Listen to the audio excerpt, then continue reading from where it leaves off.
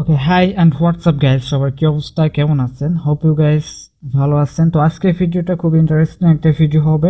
আমরা itel vision 1 এর উপর অনেকগুলো ভিডিও কিন্তু অলরেডি করে আছি, আমাদের প্লে লিস্টে আপনি পেয়ে যাবেন।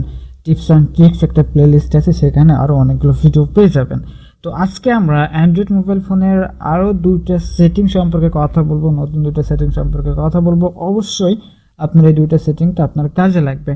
আর হ্যাঁ, সরি বলে নিচ্ছি, কারণ আমার ব্যাকগ্রাউন্ড নয়েজটা আসছে, প্রচুর নয়েজ আসছে আমার ব্যাকগ্রাউন্ড থেকে, কারণ আমি হাই রোডের পাশে আছি, এই জন্য আর কি প্রচুর নয়েজ আসছে। আর ভিডিওটা আপলোড করতে দেরি হচ্ছে, 2 থেকে 3 দিন পর পর ভিডিও আপলোড করতেছি, কারণ আমি বাসা থেকে বাইরে আছি, এই জন্য আর কি ভিডিওটা আপলোড করার সময় ততটা পাচ্ছি না। তো গাইজ, চলুন আমরা আজকে ভিডিওটা স্টার্ট করি। তো প্রথমেই আমরা সেটিং সম্পর্কে জানতে হলে অবশ্যই আমাদের সেটিংয়ে প্রবেশ করতে হবে।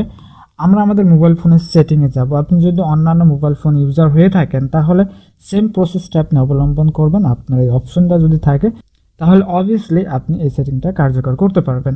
তো প্রথমেই আমরা ডিসপ্লের ভিতরে যাব। ডিসপ্লের ভিতরে যাওয়ার পর এখানে কয়েকটা অপশন আপনি দেখতে পাচ্ছেন। তো এখান থেকে আমি দুইটা সেটিং আপনাদেরকে দেখাবো। দেখতে পাচ্ছেন স্মার্ট ব্রাইটনেস অ্যাডজাস্টমেন্ট, ওকে, এটা দেখতে পাচ্ছেন। আর একটা একটু পরে দেখাই আমি এটা নিয়ে কথা বলে। তো স্মার্ট ব্রাইটনেস অ্যাডজাস্টমেন্ট, এটা যদি অন করে দেন, তাহলে আপনার মোবাইল ফোনের যে ব্রাইটনেসটা আছে অটোমেটিক্যালি আপ ডাউন করবে। অর্থাৎ আপনি যখন আউটডোর যাবেন, আপনি মোবাইল ফোনের ব্রাইটনেস অবশ্যই বেশি প্রয়োজন হবে, তাহলে অটোমেটিক্যালি ব্রাইটনেসটা বেড়ে যাবে, মোবাইল ফোনের আলোটা বেড়ে যাবে। যখন আপনি আবার ইনডোরে আসবেন, অন্ধকারে আসবেন, তখন অটোমেটিক্যালি আবার ব্রাইটনেসটা কমে যাবে। এটাই হলো মূলত স্মার্ট ব্রাইটনেস অ্যাডজাস্টমেন্টের কাজ।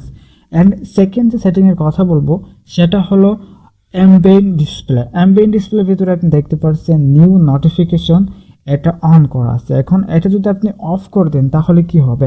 অনেক সময় বিরক্তিকর অনেক নোটিফিকেশন কিন্তু আমাদের মোবাইল ফোনে আসে। সে নোটিফিকেশন কিন্তু আমাদের মোবাইল ফোনের স্ক্রিনের উপর ভেসে ওঠে। দেখতে পাবেন উপর দিকে, এখানে উপরের দিকে স্ক্রিন উপরে সেই নোটিফিকেশনটা চলে আসে। আর আপনি যদি নিউ নোটিফিকেশনটা এটা এইভাবে অফ করে দেন, তাহলে আপনার নোটিফিকেশনটা শুধু এখানে সীমাবদ্ধতা থাকবে, নোটিফিকেশন বারের সীমাবদ্ধতা থাকবে এইখানে, অর্থাৎ ডিসপ্লের উপরে, স্ক্রিনের উপরে এই নোটিফিকেশনটা আসবেন। আপনি জাস্ট নোটিফিকেশন বারটা স্লাইড করবেন, তারপর আপনি নোটিফিকেশনটা আপনি দেখতে পারবেন। তাই এটাকে আপনি সবসময় অফ করে রাখবেন, একটা বিরক্তিকর বিষয় থেকে বাঁচার জন্য। তো হোপ ইউ গাইস এই দুটো সেটিংটা আপনার কাছে অনেক বেশি প্রয়োজন হবে। তো হোপ ইউ গাইস এই সেটিংটা আপনার জন্য খুবই দরকার হবে, বা এই অপশনটা আপনার জন্য খুবই দরকার হবে, কারণ দরকারের মতো একটা অপশন আপনাদেরকে দেখাইছে। তো আজকের ভিডিও এই পর্যন্ত। যদি ভিডিওটি ভালো লাগে অবশ্যই লাইক করবেন, কমেন্ট করবেন, শেয়ার করবেন, সাবস্ক্রাইব করে বেল আইকন বাজিয়ে দিবেন। ধন্যবাদ সবাইকে।